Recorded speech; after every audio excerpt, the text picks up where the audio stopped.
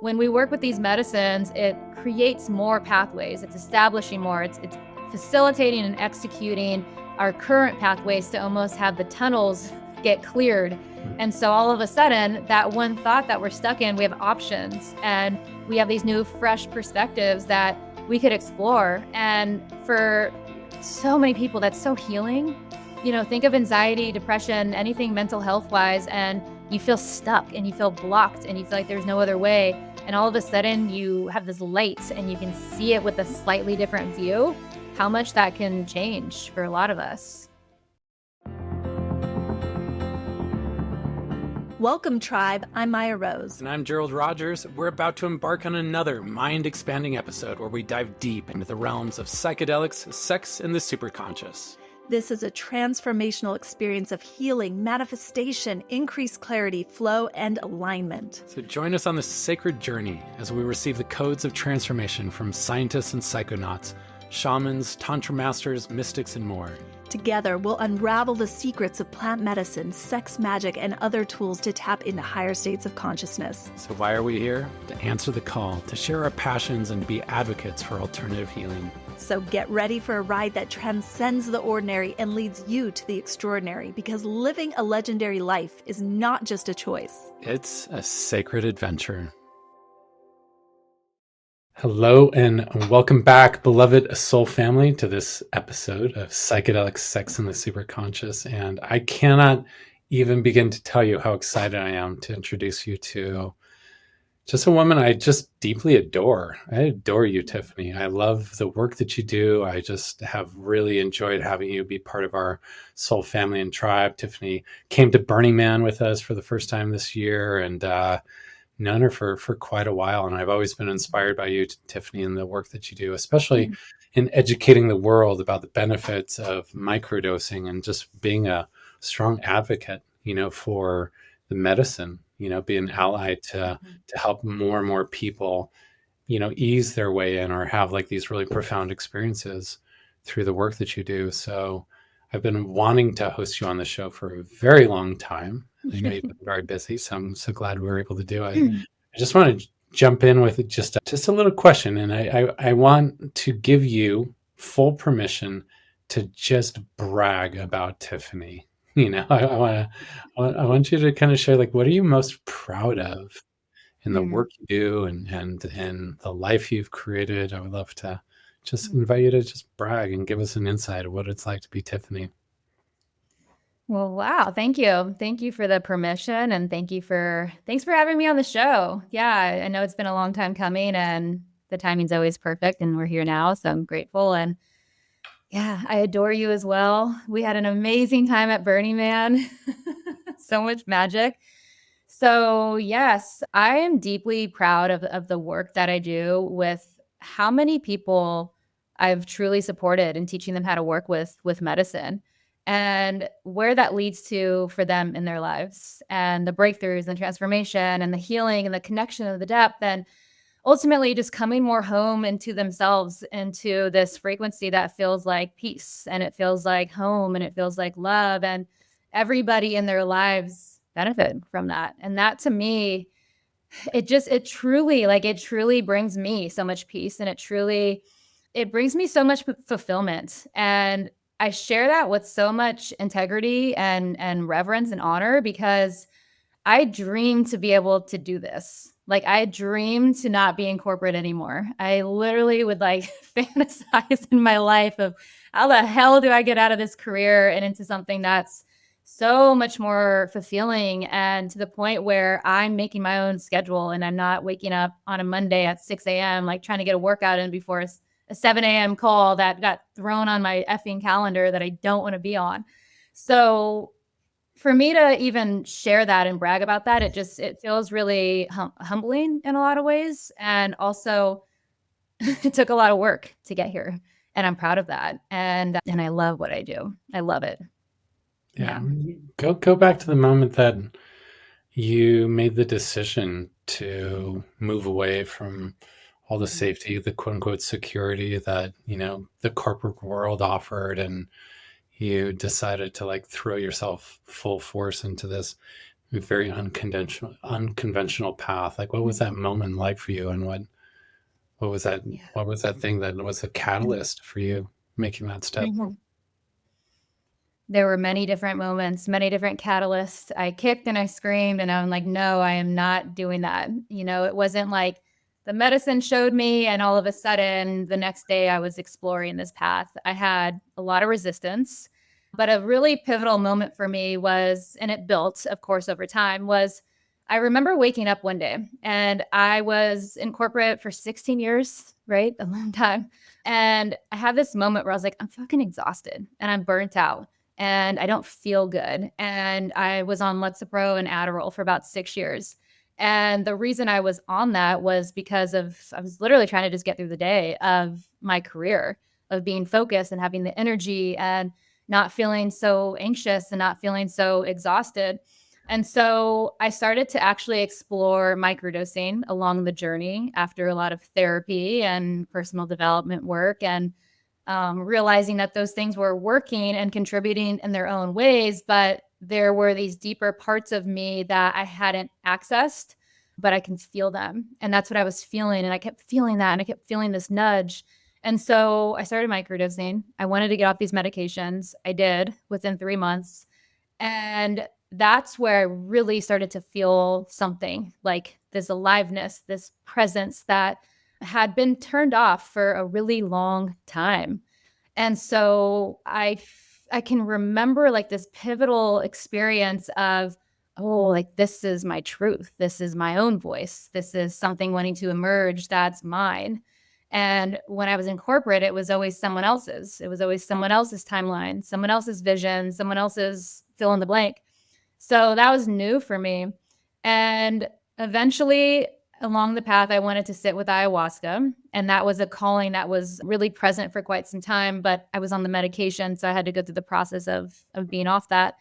So eventually I sat with that medicine. And that's where she tore my fucking life apart in the most beautiful way and was a businesswoman and gave me all the tasks. But in that experience really allowed me to see a different path in my career, and that was serving medicine. And so I sat with that for quite some time and started to explore and started to play with, okay, what would this look like? And what would this feel like? What would this be like? And just let myself get excited without the pressure of making a decision right then and there. And so I sat more and I kept going deeper and was exploring. And eventually I was like, you know what? What's going to create the most safety for me is if I stay in this shitty corporate job that's making me great money and I keep that the safety of resources in that way and I start to build this on the side. And that's what I did. And then I was like, you know what? I'm going to work with a few clients a month and see where that goes. And it just built. And when I was ready, I made the transition. And then I went back. And then I made the transition again. And then I went back. And I did that about 3 different times over the course of about 5 years until the same shit kept coming back. And I had to deal with that. And it was me feeling unworthy. It was me not trusting myself. It was me playing small and having back doors and backups to something that I really wanted to create in my life. And I eventually I was like, I have to just pull the plug and I have to just rip the band-aid off. I have enough resources to fully step into this and just trust however it's going to look. And I did. And it's been magic and it's been all the things, but it's been a journey. Wow, that's amazing. I think everyone, as they listen to that, like they recognize that courage, because it's like the full reinvention of your identity, like this whole idea of who Tiffany is in the world, and that identity shift is always like the most, terrifying thing that we can go through. And it's such a courageous thing as well. And I think it's beautiful. I want to go back and touch on this idea, because I think it informs a lot of the work that you do about how, the microdosing protocols you went through helped you, I mean, essentially reclaim your mind, reclaim yourself, and I think there's just a massive epidemic of, people that are dealing with either mental health issues or emotional issues, or for one reason or another, they're on some sort of medication, whether it be antidepressants or anti-anxiety medication, which, obviously we acknowledge that in some cases that's really, really an important and essential step for people in reclaiming their health. But so often I hear stories about people that when they go on those, they kind of lose elements of their personality, and they feel disconnected a little bit from the world and disconnected emotionally. And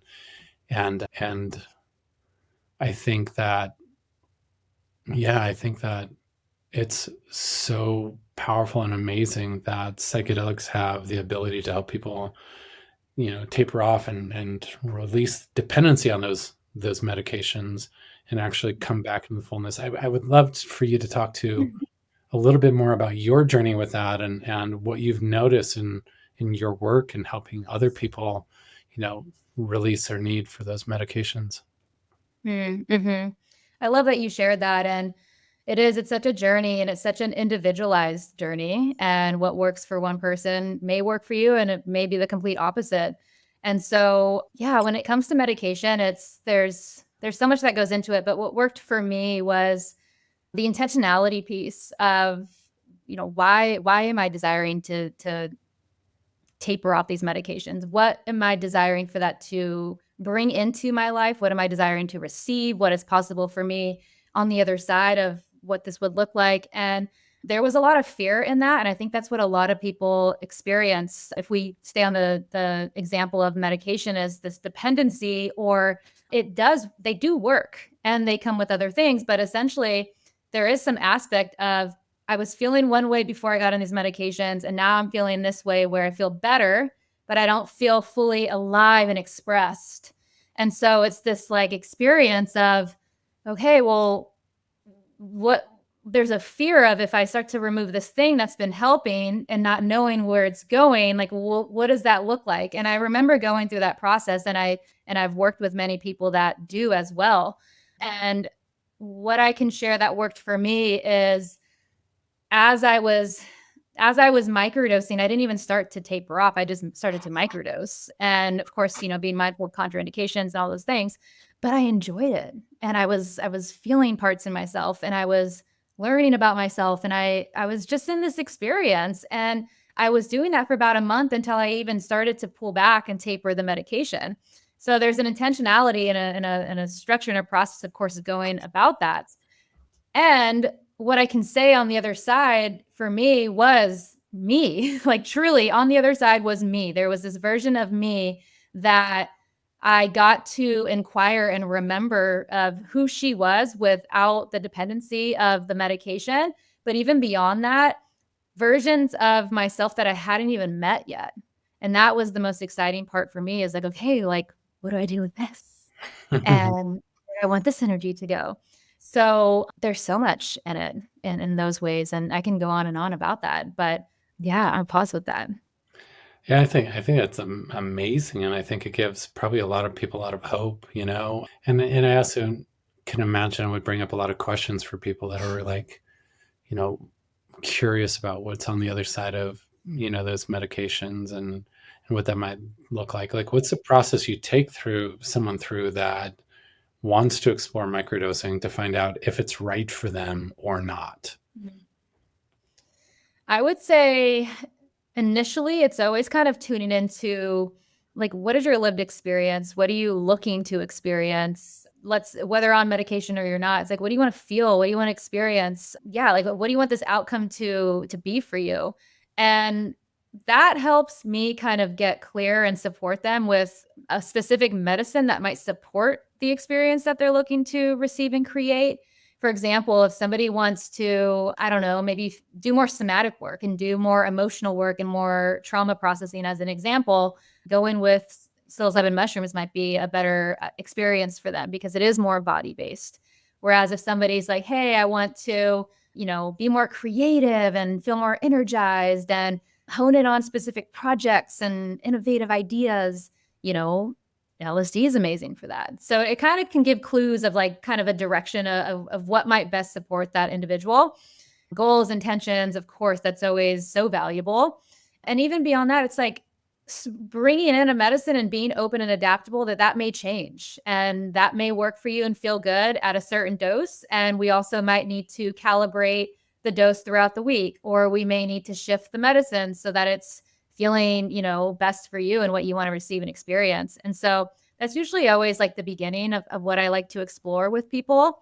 And like I said, having that openness and that adaptability, because if somebody goes and Googles microdosing, they're going to read about it's perceptual and it's this and it's that. And yes, yes, yes, they're going to probably see some protocols, and that's all amazing and beautiful to follow. But I think where a lot of people can receive so much more out of it is to bring in the adaptability of that could shift to be catered into your individual experience.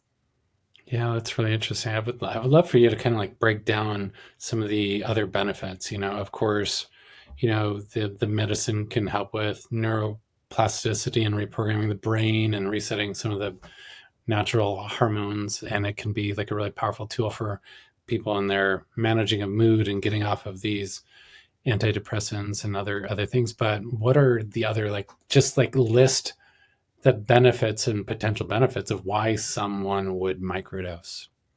Yeah. Yeah, in general, when we think about like psilocybin, more serotonin focused, more body based, more emotional processing, more movement, moving the energy. I would say when we think of LSD, it's more cerebral, so it's more dopamine focused. And while there's crossover between all the psychedelics with serotonin and dopamine pathways, there seems to be more of like a highlighted direction between each of them, which brings in that slightly, different experience for people. And then if we bring in San Pedro, which is also an amazing medicine to microdose with Wachuma, that's very balanced between serotonin and dopamine, which is why it's so restoring for the nervous system in a lot of ways, because it's not one over the other. And I think when we look at it through this lens of, okay, more serotonin focus, more dopamine focus, more balance, if somebody is on medication and they're on one that's more of one of those, that's something to consider of what might best serve you in those ways. And I would say, again, overall, it's lowering inflammation. So if we look at San Pedro, it's the most anti-inflammatory. It has a high amount of mescaline in it amongst like 56 other alkaloids. It's very regenerative. It's amazing for like chronic pain. It's amazing for, opening the heart, being grounded, restoring energy levels, while also like establishing like lasting sustained energy is what I see with that medicine. I would say with all of them, the neuroplasticity, like you touched on, when we, even at a low dose, there's not a lot of research. In fact, there's not much research. It's all on more therapeutic, higher doses. But, even at these low doses, neuroplasticity, it's still opening up that window in a lot of powerful ways, which is making us more open and adaptable to making changes and going into patterns and shifting, behavioral responses and all those amazing things that we want to shift so that we could be better humans. But essentially, our left and right hemispheres are communicating more effectively. There's signaling, there's new pathways being established. And an example that I love to give is think about something in our lives where we're repeating the same cycle, or we're just kind of stuck in this hamster wheel thought loop pattern. Maybe it's the same relationship that we keep getting into with different people, but there's like this foundational pattern that repeats itself. I like to view that as a pathway that we're just stuck in, right? And that's like one neural pathway in the mind. When we work with these medicines, it creates more pathways. It's establishing more. It's facilitating and executing our current pathways to almost have the tunnels get cleared. And so all of a sudden, that one thought that we're stuck in, we have options and we have these new, fresh perspectives that we could explore. And for so many people, that's so healing. Think of anxiety, depression, anything mental health wise, and you feel stuck and you feel blocked and you feel like there's no other way. And all of a sudden, you have this light and you can see it with a slightly different view, how much that can change for a lot of us. Yeah, I really like that emphasis of, I think that awareness and like this, I think the medicine just enhances our ability to be more of us, rather than a big psychedelic experience that can take us, in some like out of body experiences, gets us more in tune. And I think this idea of getting unstuck is like really prevalent, whether it's someone feeling like they just want a boost in creativity, they want a boost in productivity if they're doing it in a more creative environment, with their work, or if they're trying to get unstuck emotionally, it helps Mhm. unlock that. Do you have any like favorite like case studies or stories from clients you've worked with that you've just been inspired by that you'd like to share? It's a good question. I would say a lot of my work has naturally shifted into, and over the years of supporting leaders and entering the psychedelic field, like creating a business in psychedelics. And maybe they've gone through like the facilitation and, all of that, but they want to create this for their work. There was a woman that I worked with over the last 6 months where I supported her through that process amongst microdosing as well. And she ended up creating this beautiful program and sold it out and served 30 women. And that to me, I was like, fuck yes, that's amazing. That's so exciting. And so that's like on that piece. But I'm very involved. This, but for your community, a company called Golden Rule Mushrooms, and we serve over 60,000 people, and it's amazing. And the testimonials that we receive every single day in that community, so many things, and I'm educating that community. And so the healing, if we don't want to talk about getting off medication, I mean, hundreds of stories of people saying that these medicines have changed my life. I am no longer on antidepressants. I'm feeling more present and connected with my partner, with my children. People were on the verge of committing suicide. These medicines have brought in more life and peace to the point where they are no longer having those thoughts. I mean, there's so many things. And yeah, I mean, I can go on and on. That's Yeah, really the stories are amazing. I amazing. think that's like what's most fulfilling about the work we do is to actually hear those real life case studies of someone whose life is drastically and dramatically different just because they have these access points to the medicine. I think it's so beautiful. Will you share what about dangers, risks, side effects? Like what Mhm. should someone be concerned about, or what are some contraindications that would make it so that someone shouldn't do it? Or yeah, can you just talk about that? Because I know that's something that people are also concerned about Mhm. that are wanting to explore it. Mhm. Yeah, so there's a lot of people will be very open with microdosing with certain medicines products while on medication, and there's also a lot of controversy with that. So there's going to be a lot of mixed information. I'm biased to it, of course, from like a safe perspective because I had my own experience with it and was had a great experience amongst supporting other people. But I would say there's a lot of lists that you can reference to see like, is this contraindicated? Is this not? But the main ones are like lithium, if you have a pre-existing heart condition, if there's, severe levels of bipolar, those are like the big ones to just really be mindful of probably not microdosing is what we suggest, what we hear, what the research shows. Everything else is pretty open, especially when we're working with low doses. If we start to get into the conversation of a high dose, that's a completely different experience for many people. But those are the main areas. I would say, especially if you're new to microdosing, get support, educate yourself, start with a very low dose, right? There's some people, I had a conversation with somebody today who, for the first time, worked with mushrooms, 250 milligrams, which is a pretty mid dose for microdosing, especially the first time. He's like, hey, I'm feeling dizzy. I'm feeling a little like airy in the mind. For him, that's a little bit of a higher dose. And so I share that because there's no destination of I have to get to this high dose to have a good experience. You want it to feel good for you. And sometimes it could bring in discomfort if the dose is a little high. So that is something to just be aware of to eliminate any risk of discomfort. Yeah, I would say receive support in the ways that you can. Usually, when people start to microdose, it's like, hey, just have an open day. Don't have all these crazy meetings. Don't go drive. Like, really let yourself receive the experience of the medicine so that you can cultivate the trust and the connection of knowing, like, oh, okay, this is normal. This is safe. I could drive. I could, take my kids to work. I can hop on work meetings.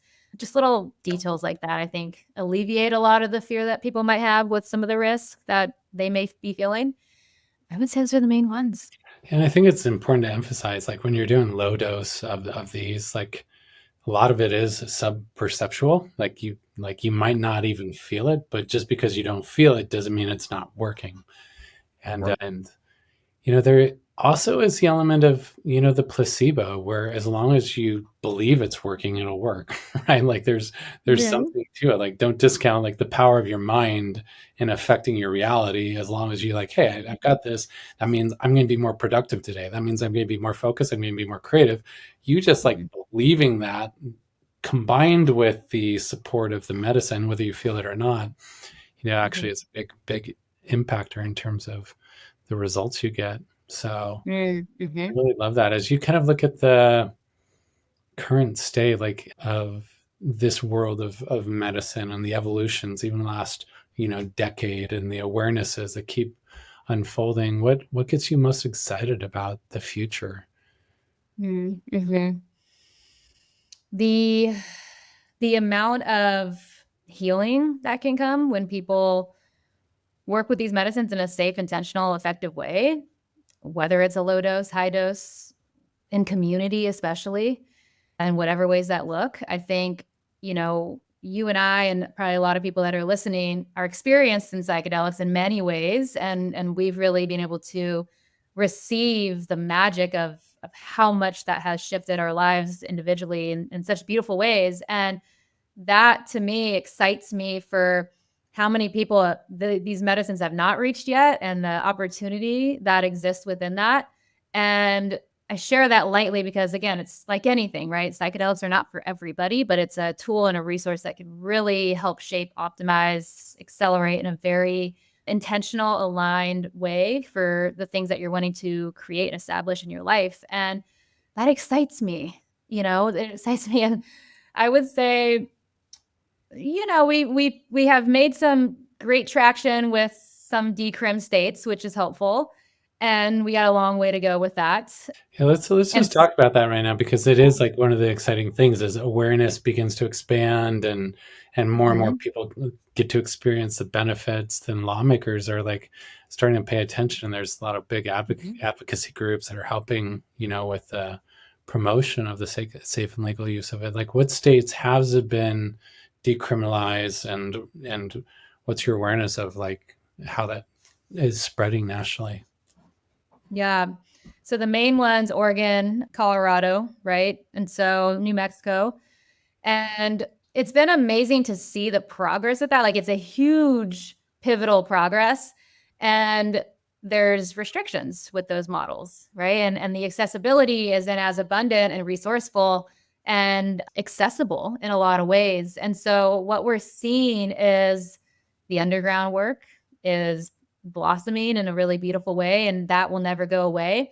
And I've always kind of seen this, and I think it comes from my medical background in the corporate industry, like the clinical background in me, of like, okay, there's the clinical setting, there's the going into the office and the therapeutic component, and then there's like the retreat and the shamanic and the underground world. And to me, I love both of these worlds because they look very different. And at the end of the day, it is providing more access in very different directions, but still the same mecca of maybe this medicine wants to be served in these beautiful ways. And what might work for somebody who is going to sit in a retreat setting, for example, may not work for somebody in the opposite experience of a clinical setting. Like that may serve them way more and that may be more beneficial. And if that can ultimately bring them more healing and fulfillment in their lives, I'm a yes to that. And I love that. So I think another piece that's really exciting is companies that are taking on the risk because they believe in it so much and are so incredibly passionate, and even, healers and coaches and retreat centers, and finding these very innovative, unique ways to go about making it accessible in their own unique ways. And I think that that is really exciting and really amazing to see. Hmm. That's beautiful. Tell us more about Golden Rule and like what they've done to be able to scale and be able to impact so much. Like, how are they navigating obviously Mhm. the legal issues, but how have they created, a place to be able to serve so many people? Did you say 65,000? Was that the number you said? And yeah, and counting. Yeah, Incredible. still That's going. That's really amazing. amazing. Yeah, just talk to us a little bit more about Mhm. that and what it's like to work with, a company that's so devoted to impacting at such big scale. Mhm. Yeah. So what helps is we're located in Colorado. So we're on decrim land, which is great. The way that the business is set up is within a church nonprofit model. So that helps significantly with legalization. A lot of companies are set up that way if they're doing it in a way that is most valuable and beneficial to everybody. And we've created a model where we ship everywhere in the US, and being under that umbrella supports with that safety in a lot of ways. But we've designed our products to be like wellness products. So there's not an active ingredient on the label. It looks just like a supplement bottle. Like everything is very normalized. And, going back to like how it's reached so many people is truly because of that. And the founder wanted to take a completely different approach of how can I reach the soccer mom in the suburbs? How can I reach, people like me who don't have experience with psychedelics, but we can bring this to them in a way that's going to be inviting and there's going to be openness to explore it, and we can ultimately support them. And so if you look at the branding, it's not psychedelic looking. And when she was establishing the business 3 years ago, everything was very trippy looking. It had a lot of psychedelic imagery and designs, and that's beautiful and amazing in its own way. But that was reaching a lot of psychedelic friendly, open-minded people. And so that's been a huge reason as to why we have been able to reach so many more people in a completely different direction, which has been really amazing.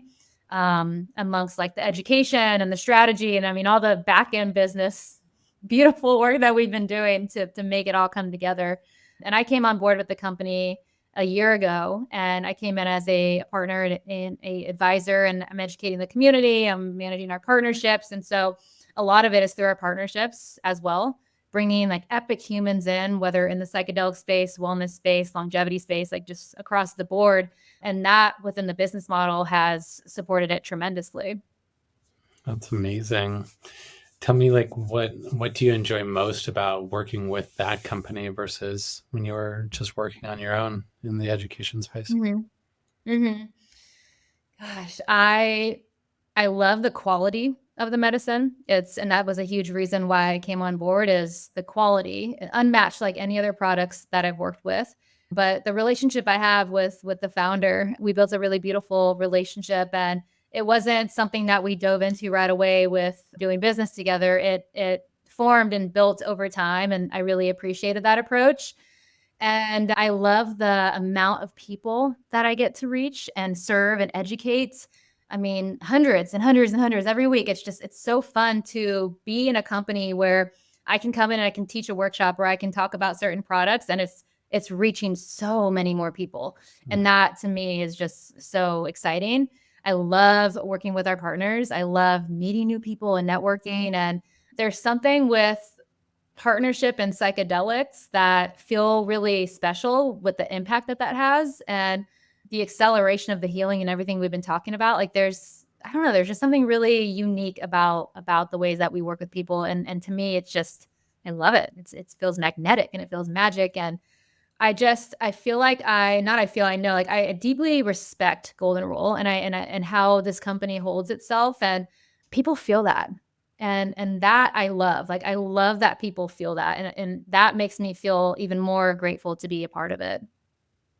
Yeah, I think that's super important to have, companies that are wanting to scale, but to hold the medicine sacred and to hold the Mhm. experience of the user rather than just commercializing it, which I think is concerning a lot of us, that are advocates in the psychedelic space have about, Mhm. companies coming in and trying to monetize in big ways, the psychedelic movement, it's always Yeah. a concern, like how do you make sure the medicine is being respected throughout the experience and then people have the most positive experience possible. So Mhm. cool Mhm. to hear that, and it's fun to see you start to integrate San Pedro into your protocols too. I love that Wachuma is a way. Tell me more about your relationship with Wachuma and San Pedro, and like what your thoughts are on Mhm. that. Mhm. It has been a very beautiful medicine in my life, very healing for the masculine for me, which makes sense, right? It's a masculine energy, and not. Of course it's known for grandfather energy, but it also holds this like feminine, blissful, magic rainbow experience for me and a lot of people that I hear. And so it's just been, for me, it's been this very just like grounded nervous system regulation of easing fear, anxiety, but just how do I want to explain it? It's like, yes, I've done a lot of masculine healing with it, but it also has ignited this like open, joyful, creative, expressive part of me. That is, she's there, but when I microdose at San Pedro or even sit with, watch Yuma in a ceremonial experience, there's just this rainbow magic energy. And I love that because I could be like work, work, work, very serious, get shit done. And so the playful part of me is a practice to embody that more. And I've been pleasantly surprised with how that medicine is really supporting me with that because it's very needed. I love that. I have one Yeah. more microdosing question, then I want to talk more about Tiffany. Like, if what are your final just recommendations for someone who's like wants to explore microdosing, they want to, explore different benefits? What would you recommend as next steps for them to get started and to do it in an Mhm. intentional way? Mhm. I would say you could go into the Golden Rule Mushrooms website. You could take a quiz, and those questions direct you in a product that would best support you. I think that's always a great direction to take is like, what product is going to best support me? What are my goals or what are my intentions? Like, all that's definitely in just like the inquiry preparation phase. High quality, trusted medicine. Make sure that it's high quality, trusted medicine. And, from there, you can kind of set yourself up on a protocol if you want to do it on your own. There's a lot that's out there with different protocols that you could follow. If you want support, you can reach out to me for support. You can come into the Golden Rule community for support. There's a lot of just amazing resources, whether you want like a self guided experience or you want like a full blown customized experience, that's all here for you. That's a beautiful place to start. Like, create the space in your life to receive it. Create the time to integrate things as you start to work with these beautiful medicines. Mm, Yeah. amazing. All right, so I Yeah. want to talk more about Tiffany, and I would love for you to share, like, can you think of any of the most profound psychedelic experiences you've had, like most impactful journeys? You talked a little bit about your ayahuasca. Any other like Hmm. medicine journeys that really stand out for you that like help be meaningful pivots in your world? Hmm. Well, so many. Yeah. Which one do I want to go into? I spoke about ayahuasca already. That obviously was a very pivotal one for me. I did a training apprenticeship with my teacher with ayahuasca where I sat with that medicine twice a month for a year. And that was very life altering in so many ways. And that journey was to go deeply more into a lot of my own trauma and my own work so that I could be more open and useful. That's a word that comes to mind, to serve it and to not have my shit get into the space when I'm supporting for other people and being mindful of that. And I learned a lot about how to be with that energy of what's mine, what's theirs, and how to clear it. And so that obviously was so valuable and beneficial for the work that I do, and to understand that that's such an important piece when we're working with medicine that's always evolving, but to just know how to be with that frequency and that energy. I would say some more recent medicine sits for me have been really life changing and is very much so still being integrated, but just meeting me with the chapter of life that I'm in now and where I am is sitting with Bufo. And I didn't really plan on sitting with Bufo. Bufo planned on sitting with me, I guess, until I explored that a little bit more deeply and, worked with a facilitator that I felt really connected to. And that to me has again been really healing for the masculine with me. I grew up without a father and my father died. He was in prison. I never met him.